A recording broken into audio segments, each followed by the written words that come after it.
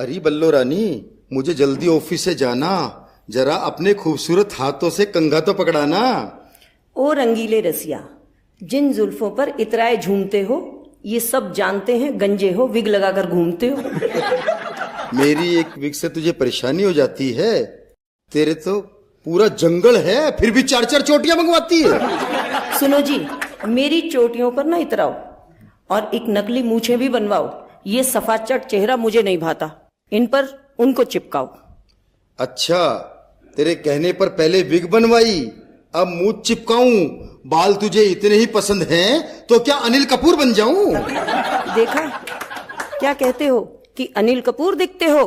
भाभी जी समझा दो इनको, आईना देख लें, हकीकत के आऊं आऊं शक्ति कपूर दिखते हो।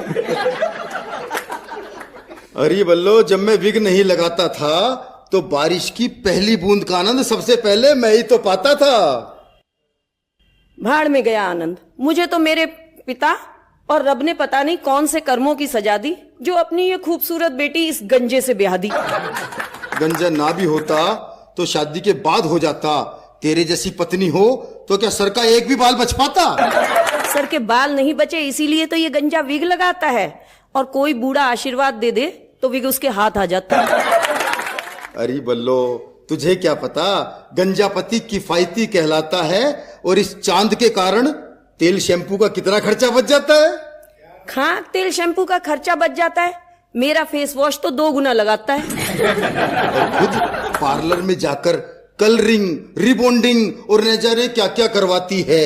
लेकिन मजे की बात तो ये है कि उसके बाद भी इसकी जुल्फे बरगद का झाड़ नजर आती है। अच्छा जी, ये जो जुल्फे तुम्हें बरगद का झाड़ नजर आती हैं, जरा जाकर के पूछो पड़ोसियों से, उनके दिल पर क्या गजब ढाती हैं जब ये लहराती हैं। ये पत्नियां सारा खर्चा तो पतियों का करवाती हैं और अदाएं जाके मोहल्ले भर में दिखाती हैं। तो इसमें कौन सी गलत बात है? हर पत्नी अपने घर में बस बर्तन मांजती और कपड़े धोती है, उसके हुस्न की असली तारीफ तो मोहल्ले में ही होती है। मनोज जी, ये बल्लो मेरे गंजे होने का फायदा उठाती है, खुद तो भाभी जी बनी घूमती है, मुझे छोरियों से अंकल जी कहलवाती है।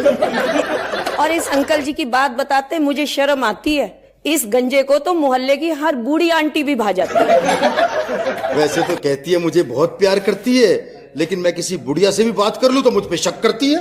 गलत बात, शक का इल्जाम हमेशा हम औरतों के सिर आता है। इतिहास गवाह है, भगवान राम भी तो सीता से ही अग्नि परीक्षा करवाता है।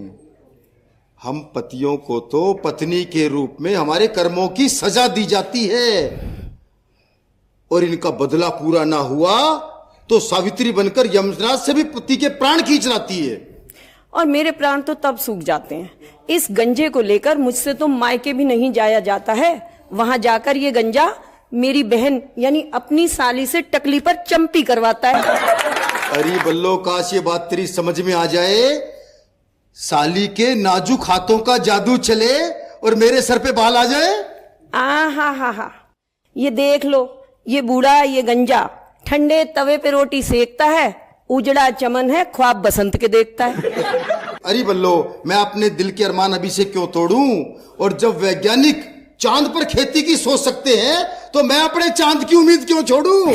हाँ, तुम तो अपनी चांद पर क्या खूब बैठते हो, और करवा चौथ पर कोई व्रत न तोड़ दे इसलिए टोपी पहनकर बैठते हो। मैं कहाँ ऐठता हूँ, मेरा तो सदा से एक जैसा ग्राफ है। यहाँ तो पहले भी मामला साफ था और आज भी मामला साफ है। सही पकड़े हैं, तुम्हारा एक सा ग्राफ है, बाहर मैदान साफ है, अंदर भेजा साफ है। जैसा ऊपर वाला चाहता उसी की चलती है, और ऊपरी मामला समय से पहले साफ हो गया तो मेरी क्या गलती है? जी नहीं, ये गलती कॉलेज में 2-2 लड़कियों से इश्क का लिया मजा है। जब चोरी पकड़ी गई, बाल नुच गए, उसी की मिली इनको ये सजा है। ये बल्लो मुझे गंजा गंजा कह के चिढ़ाती है, इसकी माँ कम सुनती है, बहरी कह दूं तो सिर पर चढ़ जाती है। खाक सिर पर चढ़ूंगी, मैं क्यों सिर पर चढ़ जाऊंगी? वहां से फिसल गई तो अपनी हड्डियां थोड़ी ही तुड़वाऊंगी। मनोज जी, मुझे तो लगता है कि हम दो विपरीत तार आपस में जुड़ गए, और इसे झेलते झेलते मेरे तो विक के बाल भी उड़ गए।